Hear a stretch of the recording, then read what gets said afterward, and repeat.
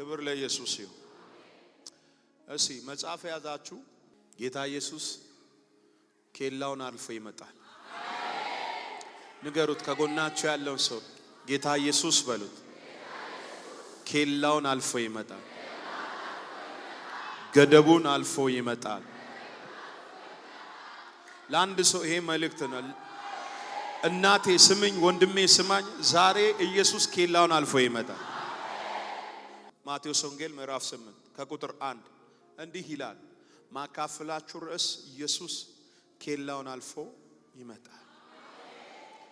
ኬላ ማለት ምን ማለት ነው? ምን የሚል የሚገድብ እንዳታልፍ የሚከለክል ምንድነው? ዛሬ ቤታችን ውስጥ የተቀመጠ ኬላ በዚህ ቃል ዛሬ ይሻራል። እንዲህ ይላል። ከተራራው በወረደ ጊዜ አደሚለው በወረደ ጊዜ ብዙ ሕዝብ ተከተሉት። እነሆ ለምጻም ቀርቦ ጌታ ሆይ ብትወድ ልታነጻኝ ትችላለን እያለ ሰገደልን። ጌታ ሆይ ብትወድስ ልታነጻኝ ትችላለን እያለ ሰገደልን። እጁንም ዘርግቶ ዳሰሰውና እወድሃለሁ ንጻ አለው።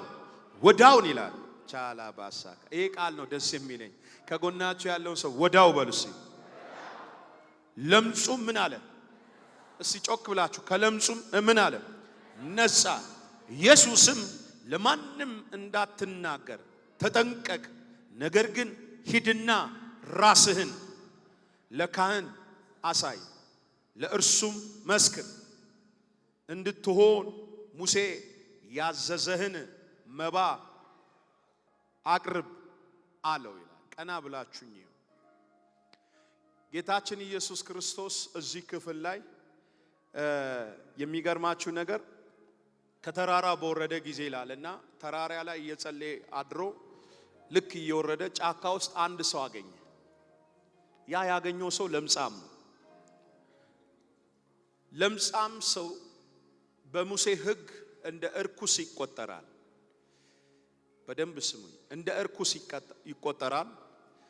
ከማህበረሰብ ጋር ደግሞ ተቀላቅሎ መኖር አይችልም። እሱ የነካው ሰው ሳይቀር ምን ስለሚረክስ የሚገርማችሁ ነገር የተጻፈለት ቦርደር አለው፣ የተሰመረለት መስመር አለው። ከየት አትለፍ ተብሎ ከዚህ አትለፍ ተብሎ የተጻፈለት ምን አለ? መስመር አለ። ወይም የተጻፈለት ምን አለ? ሕግ አለ። የሙሴ ሕግ በጣም የሚከለክለው አደገኛ ሕግ ነው። እና ጌታችን ኢየሱስ ክርስቶስ ተራራው ላይ ሌሊቱ ሙሉ እየጸለየ ካደረ በኋላ ሲወርድ የሚገርማችሁ ነገር ጌታ ኢየሱስ ክርስቶስን ይህ ለምጻም ተገናኘው ይላል። ቀና ብላችሁ በደንብ ስሙኝ። የሚገርማችሁ ነገር ጌታ ኢየሱስ ክርስቶስን ሲያገኝ ይህ ለምጻም የሙሴ ሕግ የሚከለክለው ከተማ መግባት የማይችለው የካህን ጋር መቅረብ የማይችል አንድ ተራ ኃጢአተኛ ሰው ጋር እንኳን መቅረብ የማይችል ብዙ ኬላ የሚከለክለው ሰውዬ ጌታ ኢየሱስ ክርስቶስ በማለዳ እየወረደ ያለ አገኘው ይላል። የሚገርመኝ ነገር አገኘው ብቻ ብሎ መጽሐፉ አይዘጋም። ወደ ኢየሱስ ቀረበ ይላል። ይሄ ሰው አንድ ተራ ሰው ጋር እንኳን መቅረብ የሚችልበት ምንም አይነት ግራውንድ የለው። የተከለከለ የሙሴ ሕግ የሚከለክለው። በደንብ አድምጡኝ ባካችሁ፣ እዚህ ቤት ውስጥ ያላችሁ ዛሬ የሙሴ ሕግ ወደ ካህን እንዳይቀርብ፣ ወደ ነቢይ እንዳይቀርብ። ይሄ በጣም የሚገርም ነው። አይሁዳዊ ሆኖ ግን ሕግ ወጥቶበታል። ከሰው ተገልሎ ከቤተሰብ ተገልሎ የተቀመጠ ሰው ነው። እንደ እርኩስ የሚቆጠር ሰው ነው። በጣም ቆጥሬ የማልጨርሰው ብዙ ኬላዎች አሉ፣ ገደቦች አሉ። ግን የሚገርማችሁ ነገር ከዕለታት አንድ ቀን ጫካ ውስጥ ጌታ ኢየሱስ ክርስቶስን አገኘ። ካህን ጋር መቅረብ የማይችል፣ ነቢይ ጋር መቅረብ የማይችል፣ አንድ ተራ ግለሰብ ጋር መቅረብ የማይችል ሰው የካህናት አለቃ ወደ ሆነው የነቢያት ሁሉ አለቃ ወደ ሆነው ወደ ኢየሱስ ክርስቶስ ቀረበና እንዲህ አለ፣ ጌታ ሆይ ብትወድስ ከዚህ ለምጽ ልታነጻኝ ትችላለን። ልትገላግለኝ ትችላለን። ልትፈውሰኝ ትችላለን። ከዚህ እንደ እርኩስ የሙሴ ሕግ ከፈረደብኝ ፍርድ ልትገላግለኝ ትችላለን። ልትደርስልኝ ትችላለን።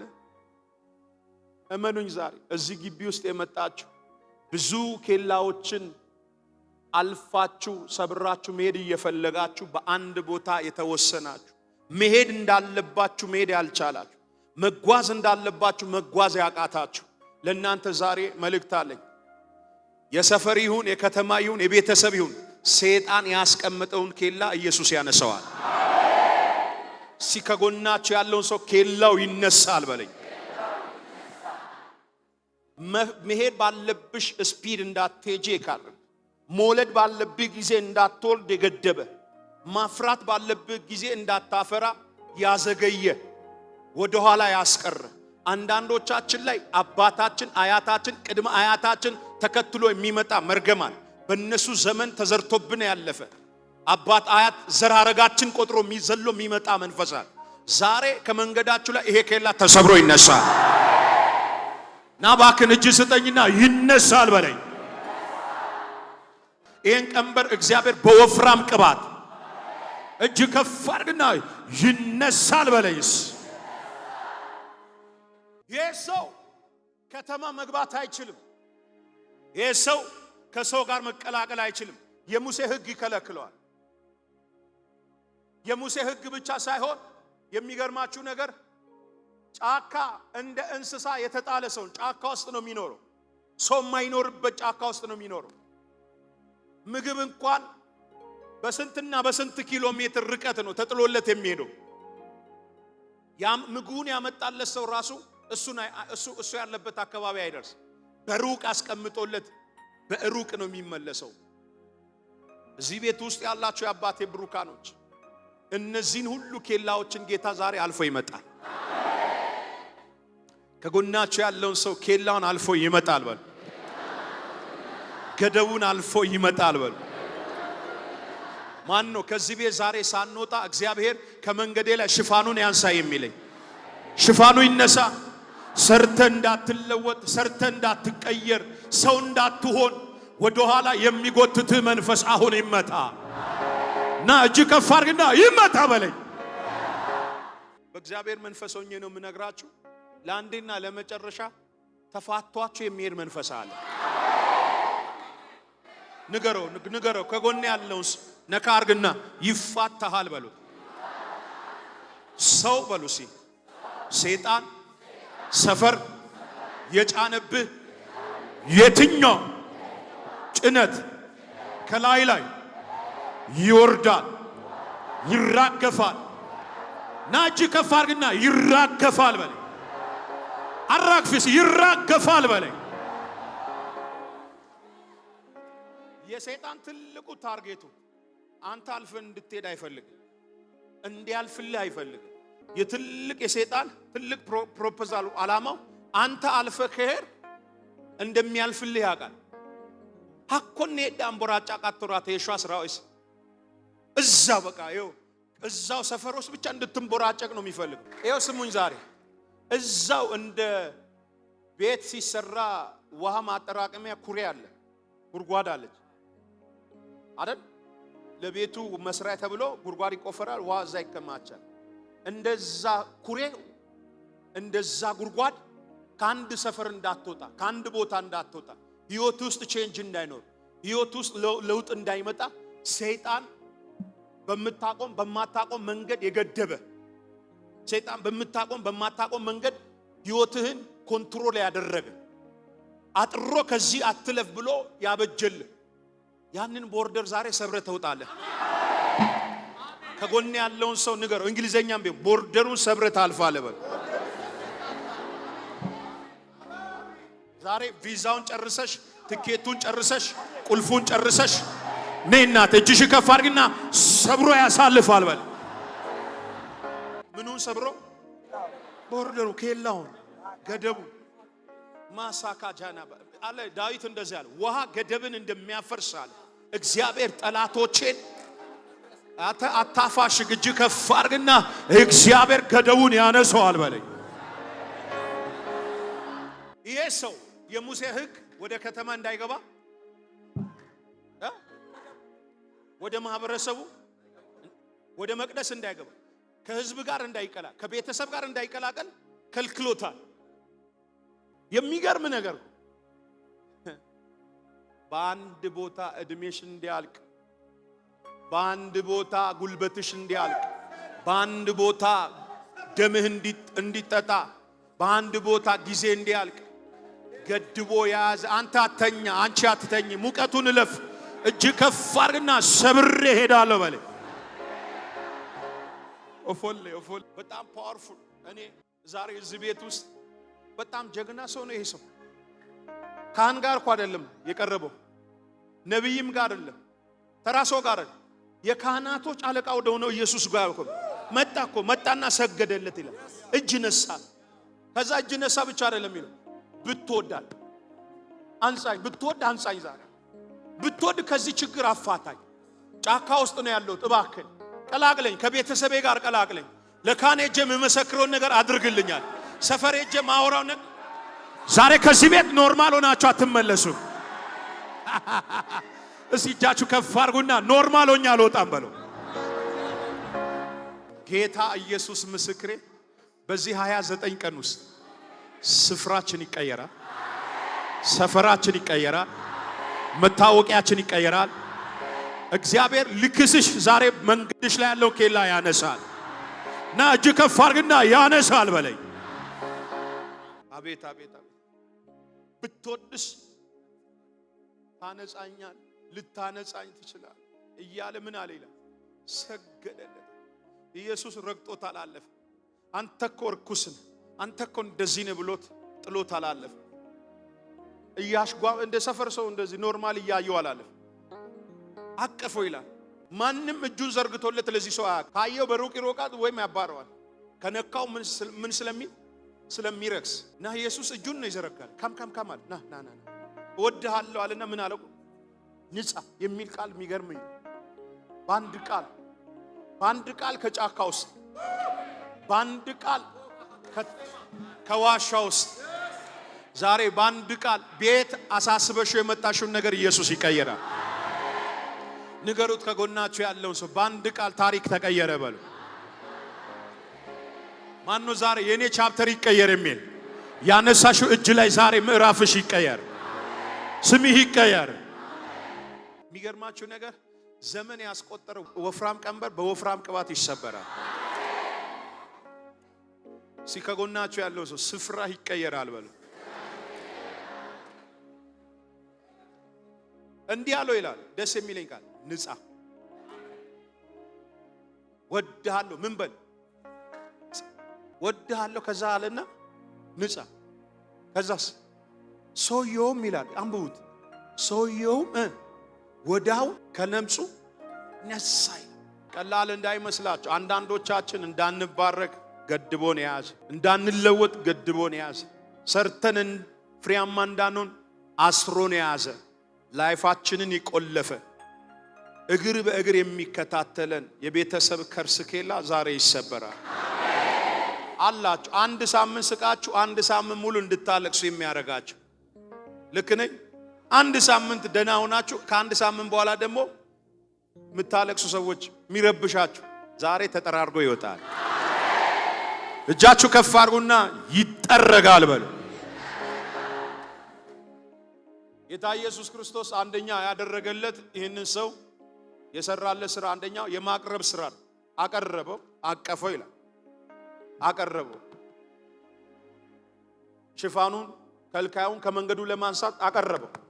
ሁለተኛ ያደረገለት ምንድነው ካላችሁኝ፣ ከለምጹ ምን እንዲነጻ ቃል አወጣለት። ንጻ የሚል ቃል አወጣለት። እግዚአብሔር ምስክሬ ነው የምላችሁ፣ እንደ ነቢይ ዛሬ ለተሰበሰባችሁ እዚህ ቤት ውስጥ ለተሰበሰባችሁ ለአባቴ ብሩካን ነው። ለእናንተ ችግር ሌላ ነቢይ እንዳትጠብቁ፣ እኔን ያስነሳው። እኔም እንደ እግዚአብሔር ነቢይ ይህንን ቃል እናገራለሁ፣ ለቋችሁ ይሄዳል። በደንብ ስሙ።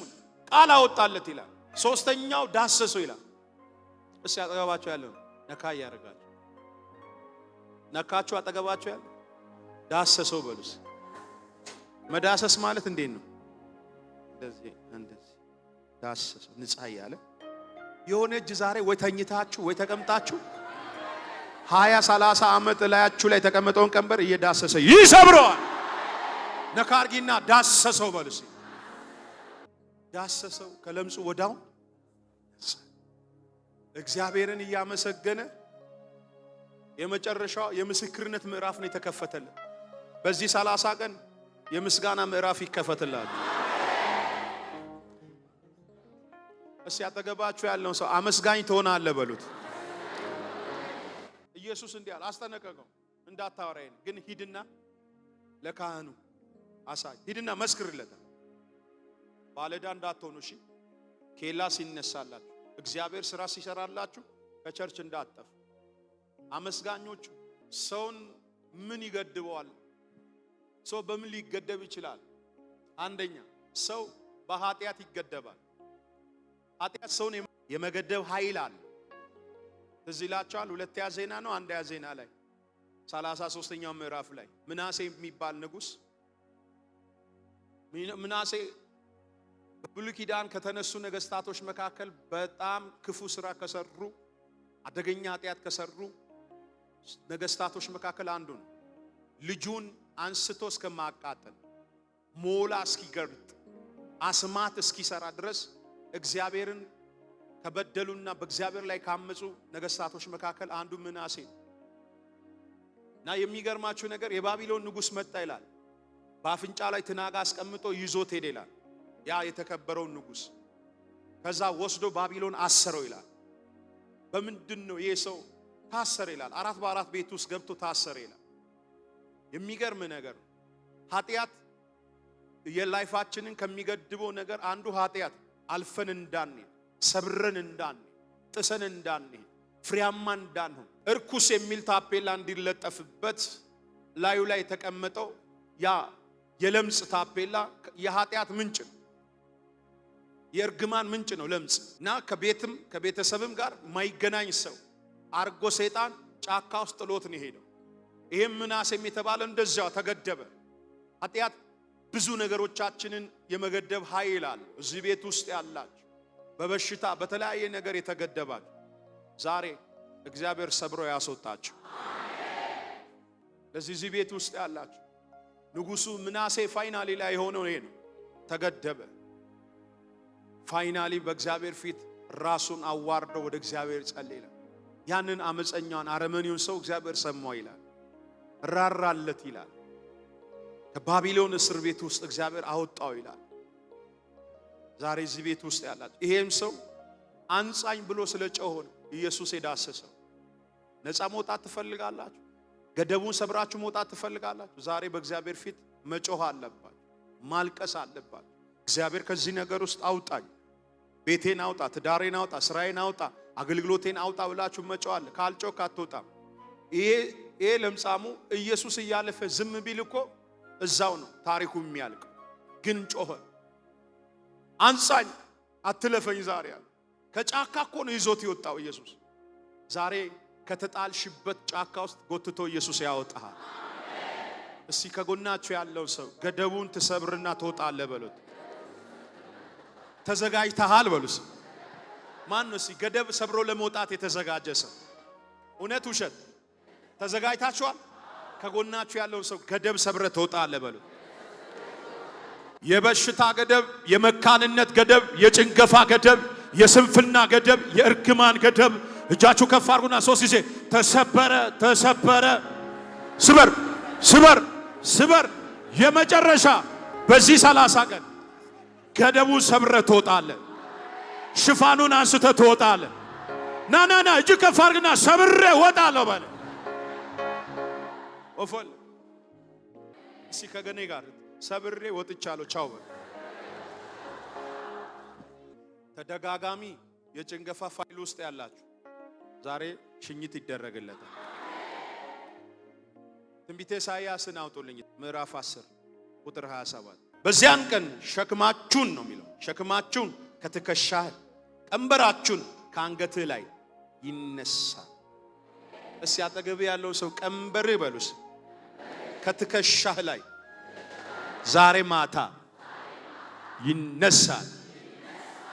አን ብድግ እጃችሁ ብድግ አድርጉና ካኖ ኦፎለ ኢኬሪቺማ ካአቴ ላይ ዶጎኪያ ማዴ ባራካተካ ማዴ ቡቾኪያ ማዴው ጮይካ ማዴው አንጋ ጎታስ ካኖ ያኒ በጌታ ካኖ በልስ ያኒ ኦፎል ምን አይነት ነገር እንደሆነ አላውቅም።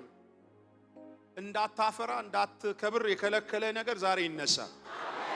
በዚያን ቀን ሸክማቸውን ከትከሻ ቀንበራቸውን ከአንገት ላይ ይነሳል። ከውፍረቱ የተነሳ ቀንበር ይሰበራል ይላል። ከምኑ የተነሳ? ከውፍረቱ የተነሳ ከውፍረት በዚያን ቀን ቀንበሩን ከአንገት ላይ ይወርዳል። እሺ ቀንበሩም ከአንገት ላይ ይወርዳል። እሺ ቀንበሩም ውፍረት የተነሳ ይሰበራል። ከቀንበሩ ውፍረት የሚለው ከቅባቱ ውፍረት የተነሳ ነው። ስለዚህ እዚህ ቤት ውስጥ ያላት ኢየሱስ ካህን ሊያነጻው ያልቻለው፣ ነቢይ ሊፈውሰው ያልቻለው፣ የሙሴ ሕግ ሊያድነው ያልቻለው ይህንን ሰው ኢየሱስ መጥቶ ያንን ቀንበር የለምጽ ቀንበር ከትከሻው ላይ ካነሳ ዛሬ እድሜ እኩል አብሮ ያደረ የዋለ የተኛ የበላ የጠጣ ፍቃድ ሳይዝ ቤት ሲገባ ሲወጣ ነበር። በቡጢ ጌታ ይሸኛል። ና እጅ ከፍ አድርግና ይሸኛል በል። እስኪ ከጎናችሁ ያለውን ሰው ማይመጥን ነገር ዛሬ ይሸኛል በል። የተዘጋጀ ሰው አለ? 3 ጊዜ ተሸኝቷል በል። 2 የመጨረሻ እስቲ እጃችሁ ከፍ አድርጉና ጠላቴ ወይ ስማ፣ ከዚህ በኋላ ከደቡብ ከመንገዴ ላይ ተነስተዋል። ሁለት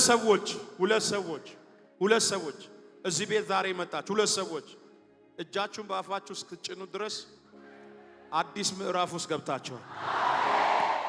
ንገሩት ከጎናችሁ ያለው ሰው ወደ አዲስ ምዕራፍ ውስጥ ገብቻለሁ በል።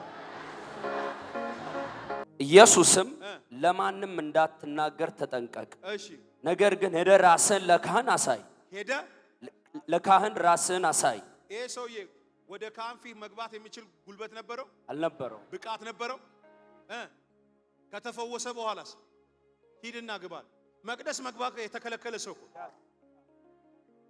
ሂድና ለካህን ራስን አሳይ።